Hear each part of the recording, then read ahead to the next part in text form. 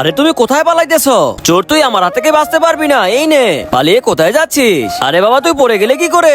আরে বাপরে বাপ, এটা তো ওনারই ছেলে। আমি শুনেছি নতুন ইন্টার্ন চেয়ারম্যানের ছেলে। তুমি কোনো কাজের নয়, চেয়ারম্যানের ছেলে খবর এখনো দিতে পারলে না। হ্যালো, আমার নাম অনুরাগ। আমি আপনাদের সবার জন্য ফল নিয়ে এসেছি। এটা তো ওই ফলওয়ালা ছেলেটা। তাহলে দ্বিতীয়টা চেয়ারম্যানের ছেলে। স্যার আপনাকে কোম্পানিতে স্বাগত। সানি, আপনি তো টায়ার্ড হয়ে গেছে, কিন্তু কাজ তো করতেই হবে। আপনি আরাম করুন, আমি আপনার কাজ করে দেবো। Thank you supervisor. এই যে ফলওয়ালা, ওভারটাইম করে এই ফাইলটি কমপ্লিট করো। এই কাজটা তো ওর না, ও কেন করবে? আমি তো সুপারভাইজার, আমার কথা শুনতে হবে। রাক্ষস নেই, আমি তোকে ছাড়বো না। আচ্ছা আমি তো আছি, আমি তোমাকে সহযোগিতা করবো। Thank you. অনুরাগ আর মাহি পুরো রাত্রে এই কাজটি কমপ্লিট করলো।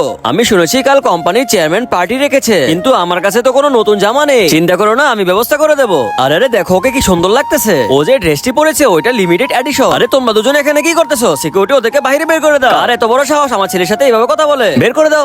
সরি চেয়ারম্যান স্যার, আমার ভুল হয়ে গেছে। তাহলে তুমি চেয়ারম্যানের ছেলে, তুমি কি আমাকে বিয়ে করবে?